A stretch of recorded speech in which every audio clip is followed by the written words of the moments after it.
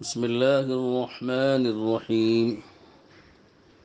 الحمد لله رب العالمين، والصلاة والسلام على رسوله سيدنا ونبينا محمد وعلى آله وأصحابه أجمعين. أما بعد، فأعوذ بالله من الشيطان الرجيم. بسم الله الرحمن الرحيم. وإذ قال لقمان لابنه وهو يعظه يا بني لا تشرك بالله إن الشرك لظلم عظيم. وقال تعالى: يا بني إنها إن تك مثقال حبة من خردل فتكون في صخرة أو في السماوات أو في الأرض يأت بها الله إن الله لطيف خبير. يا بني أقم الصلاة وأمر بالمعروف وانه عن المنكر واصبر على ما أصابك إن ذلك من عزم الأمور. ولا تصعر خدك للناس ولا تمش في الأرض مرحا إن الله لا يحب كل مختال فخور.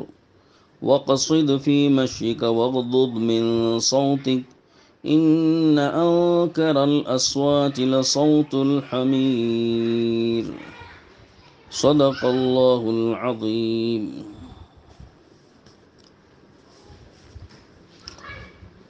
محترم حضرات، دوستوں، بھائیوں، بزرگوں، اس وقت میں آپ کے سامنے 21ویں پارے کی سورہ لقمان کی چند آیتیں پڑھی گئیں۔ ان آیات میں حضرت لقمان علیہ السلام کی نصیحتوں کا ذکر ہے۔ حضرت لقمان علیہ السلام کی ان نصیحتوں کو سمجھنے اور سننے سے پہلے حضرت لقمان علیہ السلام کا تعارف آ جانا ضروری ہے، تاکہ نصیحتوں کی طرف رغبت اور دھیان بھی پیدا ہو جائے۔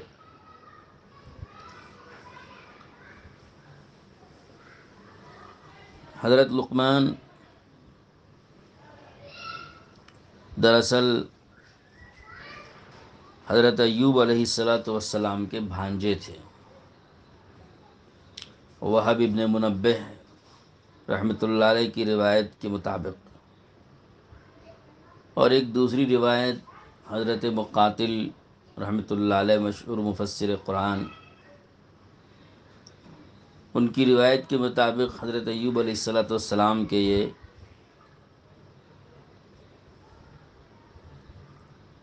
خالہ زاد بھائی تھے، یعنی ان کی والدہ کے بھانجے تھے۔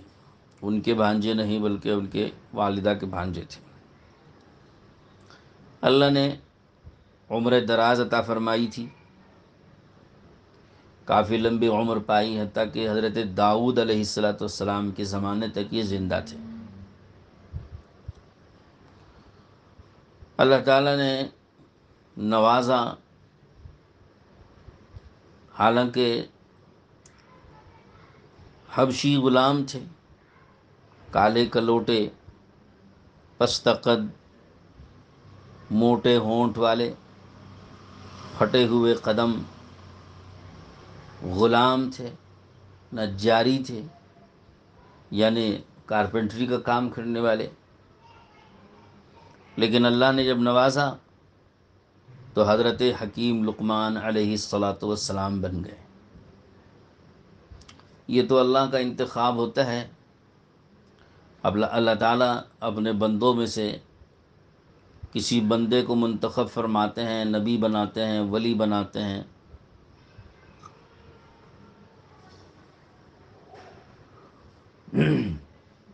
اپنے مخصوص بندوں میں انہیں شامل کرتے ہیں، اور ان سے کچھ خدمت لینی ہوتی ہے مخلوق کی، اور اس کے لیے ان کو زندہ رکھتے ہیں اور ان سے کام اللہ پاک جو لینا منظور ہوتا ہے لیتے رہتے ہیں. یہ اللہ کا انتخاب ہے، اس میں کسی انسان کا کوئی دخل نہیں. وَلَا تَتَمَنَّوْا مَا فَضَّلَ اللَّهُ بِهِ بَعْضَكُمْ عَلَى بَعْضٍ عَلَى بَعْضٍ. اللہ نے قرآن میں یہ بات فرمائی ہے کہ اگر اللہ کسی بندے کو کسی کام کے لیے منتخب کریں، اس میں اس کی اپنی کوشش کا کوئی دخل نہ ہو، تو پھر دوسروں کو اس آدمی سے جلنا نہیں چاہیے اور اس کی تمنا نہیں کرنا چاہیے کہ ہم بھی اس کے جیسے ہو جاتے، کیونکہ جو فضائل اختیاری ہیں اس میں تو انسان کو تمنا کرنے کا بھی اختیار ہے اور آگے بڑھنے کا بھی اختیار ہے. لیکن جو فضائل اختیاری نہیں ہیں، غیر اختیاری طور پر اللہ کی طرف سے عطا کیے جاتے ہیں، اس کی تمنا بھی نہیں کرنی چاہیے، کیونکہ اس طرح کی تمنا کرنے سے کوئی فائدہ نہیں ہے. کیونکہ اللہ پاک کا اپنا اختیار ہوتا ہے، تو ہماری اپنی تمنا کرنے سے اللہ تعالیٰ ہمیں منتخب نہیں فرما لیتے. ہاں، بہت سے اختیاری چیزیں ہیں، اس کی تمنا بھی کرنا چاہیے، اس میں آگے بھی بڑھنا چاہیے. جیسے ہر انسان کو ولی کامل بننے کے اختیارات ہیں، کسبی طور پہ متقی بنے، پرہیزگار بنے، ایمان میں اور اعمال میں آگے بڑھے اور ایمان بھی اپنا مضبوط بنائے، اخلاق صحیح کرے، اعمال صحیح کرے، معاشرتی زندگی صحیح کرے، نبوی تعلیمات پر بھی عمل کرے، قرآن کی تعلیمات پر بھی عمل کرے، اور عمل کرتے کرتے، مجاہدہ کرتے کرتے، قربانی دیتے دیتے اور اپنے نفس اور نفسانیت اور شیطانیت اور بہیمیت اور اخلاق رذیلہ سے اپنے آپ کو بچاتے ہوئے آدمی فرشتوں سے بھی آگے بڑھ سکتا ہے. یہ اختیاری چیز ہے، کسبی ہے، اس میں اللہ نے کسی کے لیے روک نہیں لگائی، سب کے لیے اللہ نے میدان کھلا رکھا ہے. تو لہذا اختیاری چیزوں میں اور اختیاری فضائل میں تمنا بھی کرنا چاہیے اور تنافس بھی کرنا چاہیے اور آگے بھی بڑھنا چاہیے، سبقت لے جانا چاہیے ایک دوسرے سے. لیکن جو اختیار سے باہر ہے، جو محض اللہ کے اپنے اختیار سے ہوتا ہے، جیسے نبی بنانا، صحابی بنانا، تو یہ انسان کے اختیار میں نہیں ہے، یہ تو اللہ پاک اپنے فیصلے اپنے اختیار سے کرتے ہیں، تو اس کی آرزو اور اس کی تمنا کرنے سے روکا گیا ہے. تو بہرحال یہ ایک مستقل مضمون ہے جو قرآن مجید کی دوسری آیت میں اللہ تعالیٰ نے اس کو بیان فرمایا ہے، یہاں اس کی تفسیر کرنے کا وقت نہیں ہے. حضرت لقمان علیہ السلام کو اللہ نے منتخب فرمایا. چنانچہ ایک روایت حضرت قتادہ رحمۃ اللہ علیہ سے ملتی ہے، تابعی ہیں، کہ اللہ تعالیٰ نے حضرت لقمان علیہ السلام کو اختیار دیا کہ وہ حکمت اختیار کریں یا نبوت، وہ جو پسند کریں گے وہ ان کو دے دی جائے گی. یہ بھی اللہ تعالیٰ کا خاص معاملہ ہے کسی بندے کے ساتھ. نبی بناتے ہیں تو کسی کی پسند سے نہیں بناتے ہیں، خود ہی بناتے ہیں جس کو بنانا ہوتا ہے. لیکن حضرت لقمان علیہ السلام پر اللہ تعالیٰ کا ایک خاص معاملہ یہ ہوا کہ اللہ تعالیٰ نے ان کو خود پوچھا کہ آپ کو نبوت چاہیے کہ حکمت چاہیے. حضرت لقمان نے غور کیا کہ اگر میں خود اپنے فیصلے سے نبوت کو لیتا ہوں تو نبوت بہت بڑی ذمہ داری ہے. تو انہوں نے ایسی ذمہ داری کو اپنے کندھوں پہ خود اپنی فیصلے سے لینا پسند نہیں کیا. انہوں نے جواب میں کہا کہ مجھے حکمت چاہیے. تو اللہ تعالیٰ نے رات میں وہ سوئے تھے تو صبح میں جب اٹھے تو اللہ نے ان کے دل کو حکمت سے بھر دیا. یہ روایت حضرت قتادہ رحمۃ اللہ علیہ سے موجود ہے، بلکہ ایک روایت میں اور صراحت ہے کہ کسی نے حضرت لقمان سے پوچھا کہ آپ نے نبوت پر حکمت کو ترجیح کیوں دی؟ جب اللہ نے آپ کو خود اختیار دیا تھا تو آپ نے نبوت چھوڑ کر حکمت کو کیوں اختیار کیا؟ تو انہوں نے جواب میں یہی فرمایا کہ نبوت بہت بڑی ذمہ داری ہے، اگر میں اپنے فیصلے سے لیتا تو ذمہ داری میرے اوپر ڈال دی جاتی، اور اگر یہ میرے فیصلے کے بغیر اللہ کی طرف سے، بغیر میرے اختیار کے خود اللہ کی طرف سے اگر ملتی نبوت تو پھر اللہ پاک کی اس میں مدد ہوتی اور اللہ خود کفالت فرماتے، لیکن مجھے اختیار دیا گیا فیصلہ کرنے کا، تو میں اتنی بڑی ذمہ داری اپنے فیصلے سے لینا اور پھر اس ذمہ داری کو خود اپنے کندھوں پر خود اٹھانا حکمت کے خلاف سمجھا، تو میں نے اس کو نبوت کے مقابلے میں حکمت کو ترجیح دی۔ تو چنانچہ اللہ تعالیٰ نے ان کے دل کو حکمت سے بھر دیا۔ حضرت وہب ابن منبہ رحمۃ اللہ علیہ فرماتے ہیں، تو وہ بھی خود مفسر ہیں، کہ میں نے حضرت لقمان کی حکمت کے 10,000 سے زیادہ ابواب پڑھے ہیں۔ سبحان اللہ، کتنی حکمتیں انہوں نے بیان کی ہوگی کہ جس کو جمع کیا گیا تو چیپٹرز 10,000 ابواب، چیپٹرز 10,000 چیپٹرز پر ان کی حکمتیں پھیلی ہوئی۔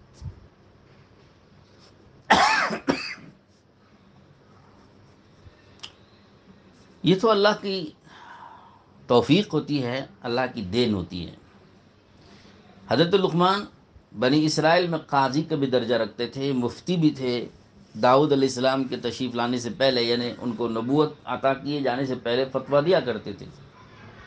جب اللہ نے حضرت داؤد علیہ السلام کو نبوت عطا فرما دی تو حضرت لقمان نے فتویٰ دینا چھوڑ دیا کہ اب میری ضرورت نہیں ہے، شریعت کا حکم اور شریعت کا فیصلہ حضرت داؤد علیہ السلام کو اللہ کی طرف سے دیا جائے گا، تو وہی اسی پر عمل کرنا ہے، میری رائے اور میرے فتوے پر عمل نہیں کرنا ہے۔ تو غرض اللہ نے بڑی عمر بھی دی اور بڑی حکمتوں سے اللہ نے مالا مال کرنا۔ حکمت کس چیز کو کہتے ہیں؟ جو لقمان علیہ السلام کو اللہ نے حکمت دی، تو حکمت کیا چیز ہے؟ حکمت کے سلسلے میں علماء کے مختلف اقوال ہیں کہ حکمت سے کیا مراد ہے۔ کسی نے کہا کہ حکمت سے مراد علم ہے، کسی نے کہا کہ اس سے مراد عقل ہے، کسی نے کہا کہ اس سے مراد علم مع العمل ہے۔ حضرت ابن عباس سے پوچھا کہ حضرت ابن عباس نے فرمایا حکمت سے مراد عقل اور فہم اور ذہانت ہے۔ تو مختلف اقوال اس سلسلے میں آئے ہیں۔ حضرت تھانوی رحمۃ اللہ علیہ نے اس میں سے اس قول کو اختیار کیا کہ یہاں حکمت سے مراد علم مع العمل ہے، یہ علم بھی ہے اور عمل بھی ہے، یہ سب سے بڑی حکمت ہے، اور ایسی باتیں جو علم و عمل پر مشتمل ہوں، اور ایسی کام کی باتیں کہ جو ساری انسانیت کے لیے نفع بخش ہوں اور اس میں علم بھی چھپا ہوا ہو اور عمل کی راہیں بھی چھپی ہوئی ہیں۔ تو حضرت لقمان علیہ السلام کو اللہ نے یہ حکمتوں سے مالا مال فرمایا۔ میں نے قرآن کی جو آیتیں اس وقت میں پڑھی ہیں، پورا رکوع میں نے نہیں پڑھا، بلکہ آیتوں کو بیچ میں تھوڑا سا چھوڑ کر، تاکہ مضمون مختصر ہو۔ صرف وہ چیزیں میں نے پڑھی ہیں جس کا تعلق نصیحتوں سے ہے، اور درمیان میں والدین سے متعلق، ان کی اطاعت وغیرہ سے متعلق بھی مضمون ہے، میں نے اس کو فی الحال چھوڑ دیا، کیونکہ یہ موضوع میں جو اس موضوع کو اس وقت میں آپ کے سامنے رکھنا چاہتا ہوں اس موضوع سے متعلق نہیں ہے۔ یہ قرآن مجید کے تسلسل میں اور اس موقع میں درمیان میں ان آیتوں کے آنے میں اس کی وجوہات، اس کی مصلحت الگ ہے۔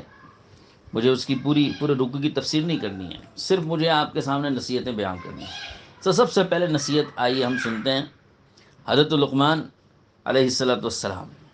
دیکھیے ایک بات اور یہاں کہ حضرت لقمان باوجود یہ کہ نبی نہیں تھے، وہ ولی تھے، بزرگ تھے، حکیم تھے اور صاحب علم تھے اور عالم تھے، باعمل تھے، اس کے باوجود ان کو علیہ السلام کا لفظ کہا جاتا ہے۔ تو اس کی کیا وجہ ہے؟ تو ظاہر سی بات ہے کہ یہ ایک اکرام کا لفظ ہے، اعزاز اور اکرام کا لفظ ہے، دعائیہ کلمہ ہے، کیونکہ اللہ تعالیٰ نے ان کو نبوت کے قریب درجہ عطا فرمایا ہے۔ نبی اگرچہ کہ نہیں ہیں، لیکن اللہ پاک خود ان کو نبی بھی بنانا چاہتے تھے، یعنی بنا سکتے تھے، تو گویا نبی کے درجے کے انسان تھے، تو ایسا لفظ استعمال کیا گیا دعائیہ جو نبیوں کے لیے استعمال ہوتا ہے، لیکن اس علیہ السلام کے استعمال سے نبی نہیں بن جائیں گے، اور یا نبوت کا درجہ ان کو نہیں مل جائے گا، نبوت کے درجے سے نیچے ہیں۔ تو حضرت لقمان نے سب سے پہلی نصیحت یہ فرمائی اپنے بیٹے کو۔ ساری نصیحتیں جو کچھ یہاں پر نقل ملیں گی وہ اسی انداز کی ہیں کہ انہوں نے اپنے بیٹے کو نصیحت فرمائی۔ اس سے ہم کو بھی ایک تعلیم ملتی ہے کہ باپ کو چاہیے کہ اپنے اولاد کو نصیحتیں کرتا رہے، اچھی نصیحتیں کرنا اور ادب کی تعلیم اپنی اولاد کو دینا، یہ باپ کا سب سے بڑا تحفہ اور سب سے بڑا عطیہ ہے۔ اس سے قیمتی تحفہ اور عطیہ کسی باپ کا کسی اولاد کو نہیں ملے گا۔ آج کل اولاد کو نصیحت کرنا باپ اپنی ذمہ داری بھی نہیں سمجھتے ہیں، اور رواج بھی ختم ہوتا جا رہا ہے۔ حالانکہ باپ کی نصیحت اولاد کے لیے ایسی ہے جیسے درختوں کے لیے پانی ہوتا ہے، کہ درخت پانی نہ ہو تو پانی نہ ڈالا جائے تو سوکھ جاتا ہے، تو ایسی اولاد کو باپ کی نصیحتیں نہ ملیں تو اولاد بگڑ جاتی ہے۔ تو نصیحت کرنا چاہیے۔ حضرت لقمان علیہ السلام کی یہ ساری نصیحتیں اپنے بیٹے کو کی ہوئی ہیں، اور وہ اسی طرح سے جمع کی گئیں اور اسی طرح سے قرآن نے نقل کیا ہے۔ وَإِذْ قَالَ لُقْمَانُ لِابْنِهِ وَهُوَ يَعِظُهُ، وہ وقت یاد کرنا چاہیے جب لقمان علیہ السلام نے اپنے بیٹے کو نصیحت کرتے ہوئے سمجھاتے ہوئے یہ کہا تھا، سب سے پہلے یا بنی لا تشرک باللہ، اے بیٹے اللہ کے ساتھ شرک مت کرنا، اللہ کے ساتھ کسی کو شریک مت ٹھہرانا۔ یہ سب سے پہلے نصیحت حضرت لقمان علیہ السلام نے کی، کیوں کہ ان الشرک لظلم عظیم، شرک سب سے بڑا ظلم ہے۔ یہاں علماء نے عجیب بات فرمایا کہ شرک کو سب سے بڑا ظلم کیوں کہا گیا۔ دیکھیے ظلم کہتے ہیں، علماء نے فرمایا کہ ظلم کا معنی وضع الشیء فی غیر محلہ، کسی بھی کام کو، کسی بھی چیز کو اس کے محل اور اس کی جگہ سے ہٹا کر دوسری جگہ پر رکھنے کا نام ظلم ہے۔ آپ نے دودھ پینے کا گلاس ہے، دودھ پینے کا برتن تھا، اس کو لے جا کے استنجا خانے میں رکھا، اور استنجا میں رکھنے کا جو لوٹا ہوتا ہے وہ لا کر آپ نے دودھ والے برتنوں کی جگہ مطبخ میں کچن روم میں رکھا، تو وضع الشیء فی غیر محل ہی ہوا کہ ایک چیز کو اس کی جگہ سے ہٹا کے دوسری جگہ پر رکھا گیا، جو اس کا مقام نہیں ہے اس کو وہ مقام اس کو دیا گیا، اسی کا نام ظلم ہے۔ تو فرمایا کہ عبادت کے لائق ذات صرف اور صرف پیدا کرنے والے اللہ کی ذات ہے، اور جو بقیہ لوگ ہیں سب کے سب مخلوق ہیں۔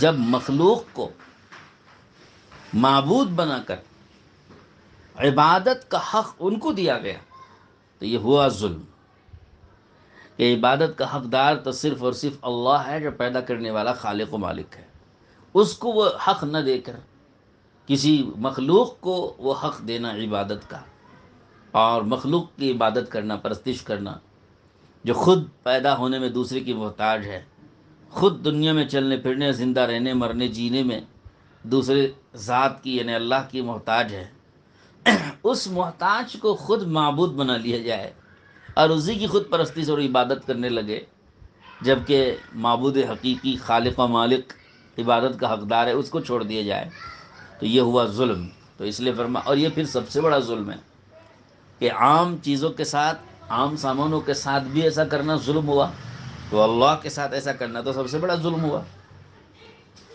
ایک نصیحت تو یہ ہوئی کہ شرک نہ کرنا۔ دوسری نصیحت حضرت، یہ تو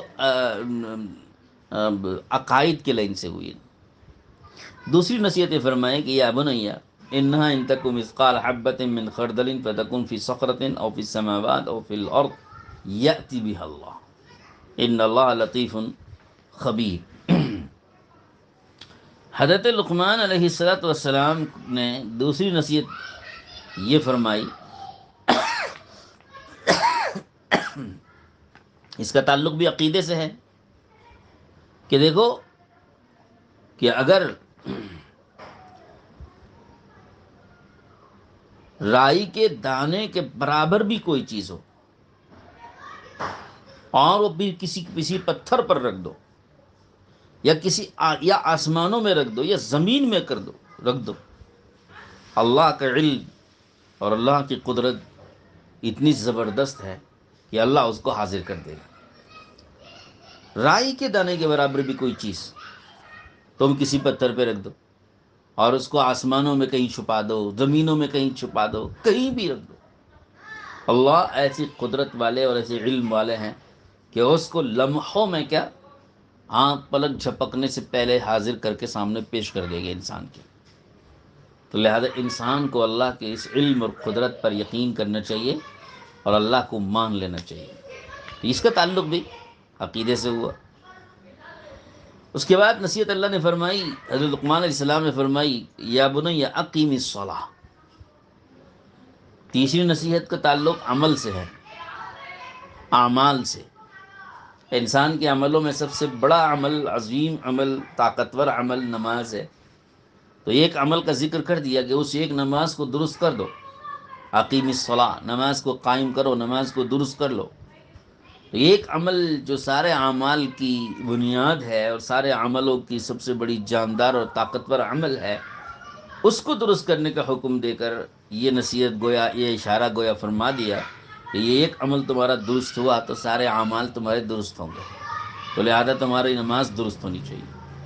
اور بزرگوں کا بھی یہی ارشاد ہے، یہی کہنا بھی ہے کہ نماز اگر درست ہوتی ہے انسان کی تو اس کے سارے اعمال بھی درست ہو جاتے ہیں۔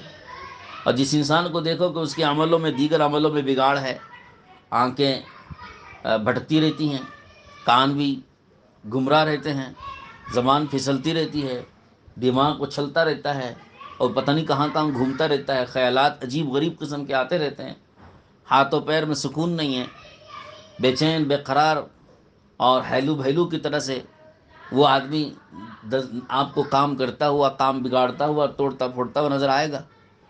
تو بزرگوں نے فرمایا کہ اس کی نماز صحیح کرا دو۔ نماز میں اگر اس کے سکون آ جائے، اس کی نگاہیں صحیح ہو جائیں، کان اس کے صحیح ہو جائیں، زبان اس کی نماز میں صحیح استعمال ہو جائے اور اس کا دھیان اگر نماز میں حاضر ہو جائے، ہاتھ پیر سکون سے نماز میں پوری طرح سے بندھے ہوئے رہیں، جہاں جہاں جیسے جیسے رکھنا ہے مسنون طریقے سے، تو پھر اس کی ایک نماز کی درستگی اس کی پوری زندگی کے سارے اعمال کو درست کر دے گی۔ تو اس لیے حضرت لقمان نے اپنے بیٹے کو نصیحت فرمائی کہ اقیم الصلاۃ، یہ نماز کو درست کرو، نماز کو قائم کرو۔ اس کے بعد چوتھی نصیحت ہے، اور اس کا تعلق ہے اصلاح خلق سے، یعنی جیسے اپنی اصلاح کی ضرورت ہے ویسے دوسرے مخلوق کی اصلاح کی بھی ہمارے اوپر ذمہ داری ہے۔ انسان کو مومن و مسلمان کو یہ بات اچھی طرح سمجھ لینا چاہیے کہ جس طرح ہماری اپنی زندگی کو صحیح کرنے کا ہمیں حکم دیا جاتا ہے، ویسے دوسرے انسانوں کی زندگی کو بھی صحیح کرنا اور ان کی اصلاح اور ان کی تربیت کا بھی فکر کرنا کا یہ بھی ہماری ذمہ داری ہے اور یہ بھی ہمیں کام دیا گیا ہے۔ تو چنانچہ حضرت لقمان علیہ السلام نے اپنے بیٹے سے فرمایا، وَأْمُرْ بِالْمَعْرُوفِ وَانْهَ عَنِ الْمُنْكَرِ وَاصْبِرْ عَلَىٰ مَا أَصَابَكَ، کہ اے بیٹا بھلی بات کا حکم دوسروں کو کرنا اور بری بات سے دوسروں کو منع کرنا۔ ظاہر ہے کہ بھلی بات کا حکم کر کے دوسرے کو بری بات سے روکنا یہ آسان کام نہیں ہے، یہ بڑا اہم کام ہے، بڑی ذمہ داری ہے۔ پہلے تو پتہ بھی ہونا چاہیے کہ معروف اور بھلائی کسے کہتے ہیں۔ بس اوقات انسان اپنی عقل و سمجھ سے کسی چیز کو بھلی سمجھتا ہے، صحیح سمجھتا ہے، معروف اور نیکی سمجھتا ہے، حالانکہ وہ شرعاً غلط ہوتی ہے۔ اور بس اوقات کسی چیز کو آدمی غلط اور منکر اور برائی سمجھتا ہے اپنے عقل و فہم سے، حالانکہ شرعاً صحیح رہتی ہے۔ تو بڑی ذمہ داری کی بات ہے کہ آدمی کو علم ہونا چاہیے کہ معروفات کسے کہتے ہیں، منکرات کسے کہتے ہیں۔ تو معروفات اور منکرات کا علم ضروری ہے۔ تو بہرحال انسان اپنے علم کے بقدر جتنا بھی اس کو علم ہو، ضروری نہیں کہ سارا علامۃ الدہر ہی بنے تبھی وہ امر بالمعروف اور نہی عن المنکر کرے، بلکہ جتنی بھی بھلی بات اس کو معلوم ہے سچ بولنا چاہیے، جھوٹ نہیں بولنا چاہیے، اتنی بھلی بات تو سب کو معلوم ہے۔ دھوکہ نہیں دینا چاہیے، امانت داری سے کام کرنا چاہیے، یہ تو سب کو معلوم ہے۔ کسی کو نقصان نہیں پہنچانا چاہیے، تکلیف نہیں دینا چاہیے، سب کو دوسروں کو آرام دینا چاہیے، تو معلوم ہے۔ تو جتنی بھلی باتوں کا علم ہمیں ہے اور جتنی بری باتوں کا علم ہمیں ہے، ان بھلی باتوں کا حکم کرنا، ان بری باتوں سے روکنا، یہ تو کر سکتے ہیں۔ لیکن ہم اس کے کرنے میں بھی ہم اپنی سستی بتاتے ہیں، کاہلی بتاتے ہیں، غفلت دکھاتے ہیں اور ذمہ داری نہیں سمجھتے ہیں۔ تو یہی تو غفلت ہے اور اللہ کے حکم کو توڑنا ہے کہ جانتے ہوئے بھی ہم دوسروں کو نہ بتائیں، تو یہ تو اللہ کے حکم کی خلاف ورزی ہے۔ تو حضرت لقمان نے اپنے بیٹے سے فرمایا کہ دیکھو، بھلی بات کا حکم کرو، بری بات سے روکو۔ اچھا، ایک بات علماء نے عجیب فرمایا کہ جب کوئی آدمی اصلاح خلق کا کام کرے گا، دوسروں کی اصلاح تربیت کا اور دوسروں کو بھلی بات بتانے، بری بات سے روکنے کا کام کرے گا، تو لوگ دشمن ہو جاتے ہیں اور عداوتیں شروع ہو جاتی ہیں، مخالفتیں شروع ہو جاتی ہیں، اور پھر تان تشنی بھی شروع ہو جاتی ہے، پھر اور پتہ نہیں کیا کیا ہوتا ہے۔ تو لہذا اس طرح کے حالات دیکھنے کے بعد آدمی کو اپنا یہ کام چھوڑ دینا نہیں چاہیے، بلکہ جمے رہنا چاہیے۔ اور جو تکلیف اور جو ناگواریاں اور جو لوگوں کی طرف سے تکلیف دہ باتیں جو سننے کی اور اس کو سہنے کا جو موقع ملتا ہے، اس پر صبر کرنا چاہیے، کیونکہ صبر کا بدلہ جنت ہے، صبر کا اجر ملتا ہے۔ تو اس پر فرمایا وَاصْبِرْ عَلَىٰ مَا أَصَابَكَ، کہ تم یہ جب فریضہ انجام دو گے، امر بالمعروف اور نہی عن المنکر کا، تو اس پر جو کچھ تمہیں لوگوں سے جھیلنا پڑتا ہے اور لوگوں سے تمہیں کڑوی کسیلی سننی پڑتی ہے، اس پر صبر کرنا، بے صبری نہیں دکھانا، اس کا جواب نہیں دینا، اس کو برداشت کرنا ہے، اس کا مقابلہ نہیں کرنا ہے، اور اس پر ریاکشن اپنا نہیں بتانا ہے، بلکہ اس کو برداشت کرنا ہے۔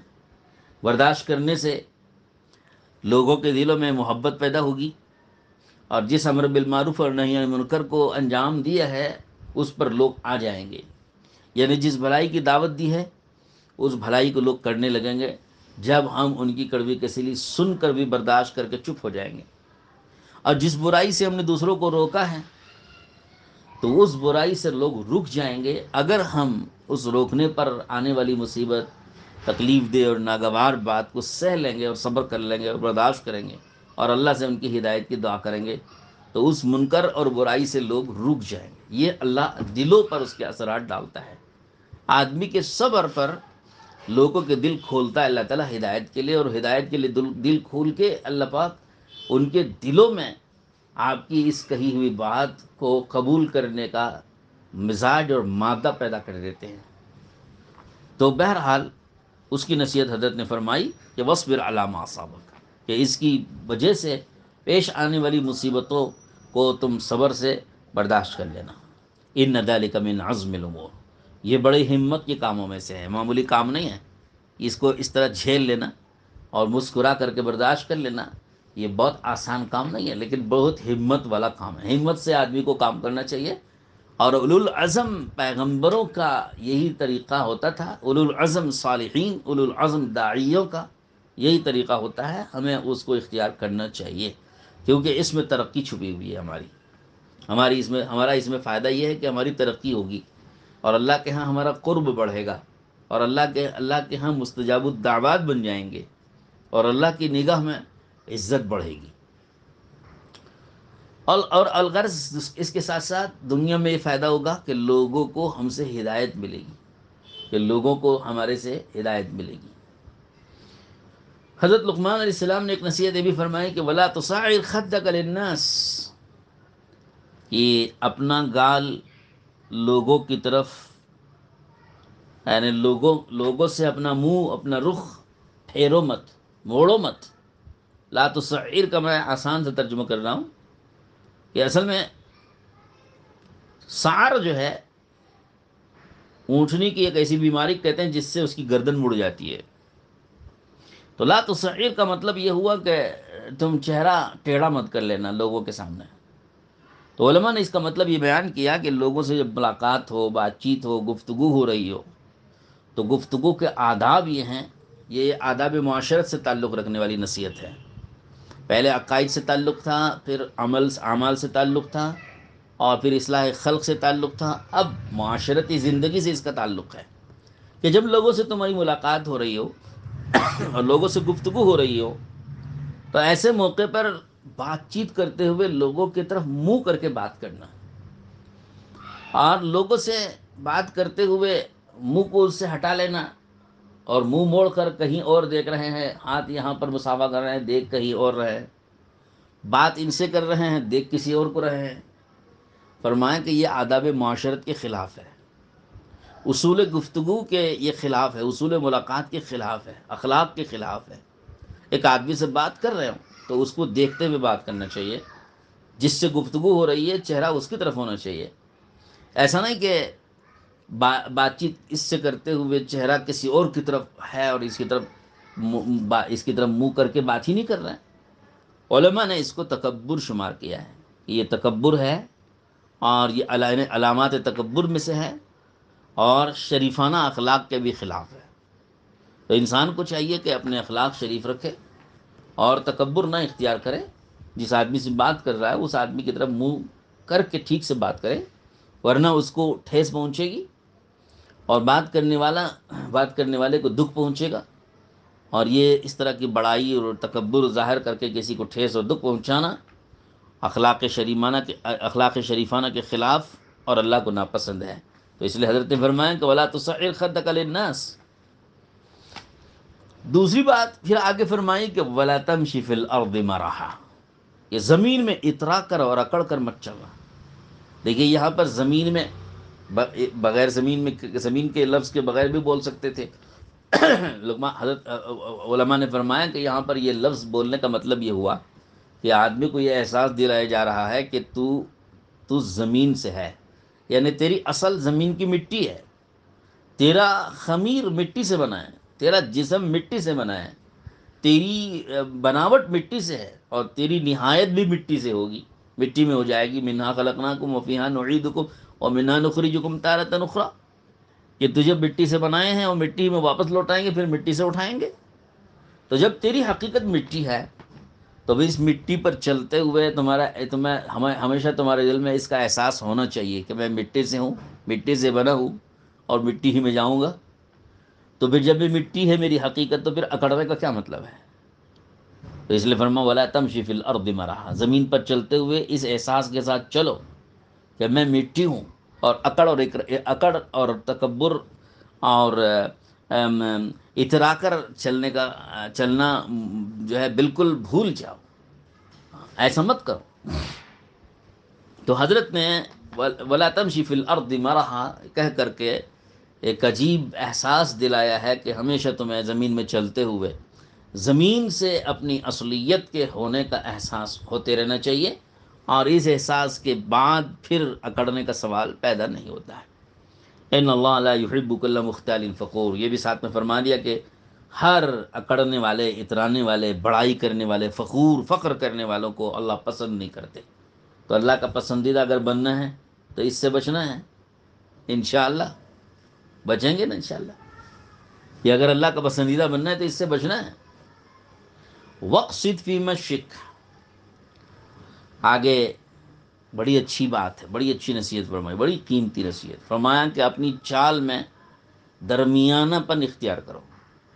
چال کا مطلب چلن، آدمی جو چلتا ہے تو چلنے میں درمیانہ پن اپناؤ۔ اس کا تعلق بھی یہ انسان کی اپنی بھلائی سے اس کا تعلق ہے، انسان کی اپنی معاشرتی زندگی سے بھی تعلق کہہ لیجئے، یا انسان کی اپنی ذاتی زندگی سے بھی اس کا تعلق ہے، ذاتی نفع سے اس کا تعلق ہے انسان کے، انہیں سمجھ لیجئے کہ اخلاقیات سے اس کا تعلق ہے۔ تسلسل کے ساتھ ایمانیات، عبادات، معاشرت، اخلاقیات، اس سے متعلق نصیحتوں کو یہاں پر جمع کر دیا گیا۔ تو اخلاقیات سے تعلق کیا ہے کہ اپنی چال میں درمیانہ پن اختیار کرو۔ چال و چلن میں مطلب ہی کہ جب آدمی چل رہا ہو زمین میں تو اتنا تیز بھی نہ چلے اور اتنا آہستہ بھی نہ چلے، بلکہ درمیانی چال چلے۔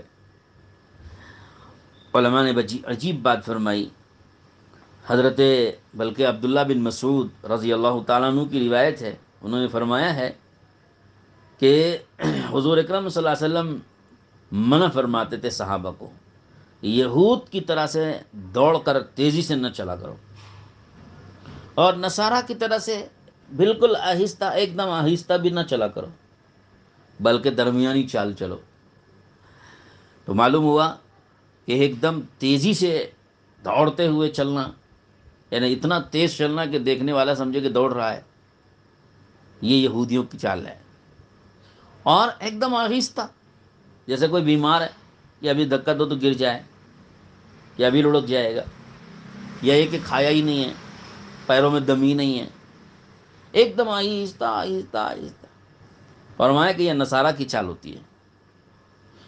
فرمایا کہ نہ اتنا تیز چلنا ہے کہ جیسے یہودی، اور نہ اتنا آہستہ چلو جیسے نصارہ، بلکہ درمیانی چال، وقت فی مشرق، کہ درمیانی چال چلو۔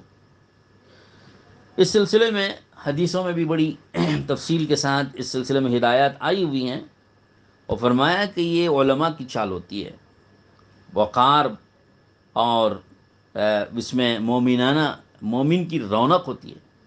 حضرت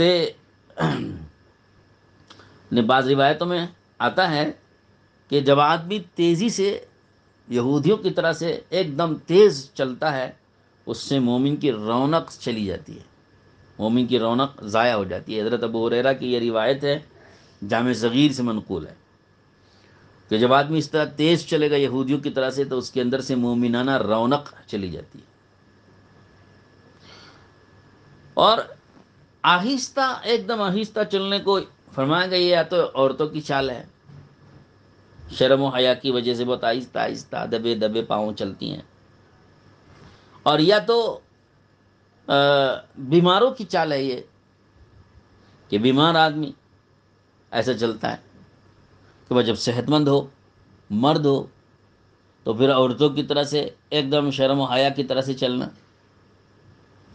اور پھر سب صحت مند ہیں تو بیماروں کی طرح سے چلنا، دونوں منع کیا گیا۔ اس سلسلے میں احادیث میں کافی مواد ملتا ہے، مجھے اس وقت میں اس کی تفصیل میں جانا نہیں ہے، صرف اختصار کے ساتھ ان نصیحتوں کو پورا کر کے بات کو ختم کرنا ہے۔ تو اللہ تعالیٰ، حضرت لقمان علیہ السلام اللہ تعالیٰ کی ان نصیحتوں کو نقل فرما رہے ہیں کہ حضرت نے یہ فرمایا تھا اپنے بیٹے سے کہ وقصد فی مشرق، اپنی چال میں درمیانہ پن اختیار کرو۔ وغضض من صوتک، آخری نصیحت کا، اپنی آواز کو نیچی رکھو، پست رکھو، بہت زیادہ بلند بھی نہیں چلا کے، اور بلکہ آواز ضرورت کے بقدر آدمی کو نیچی اور دبی ہوئی آواز اختیار کرنا چاہیے، اور اس کو بلند بھی اگر اونچی کرنا ہے تو ضرورت کے بقدر اونچی کرے۔ ہمیشہ اپنی آواز میں ایک دم چلا کر اور چیخ کر باتیں کرنا، یہ فرمایا کہ یہ انسان کا طرز نہیں ہوتا ہے، جانوروں کا طرز ہوتا ہے۔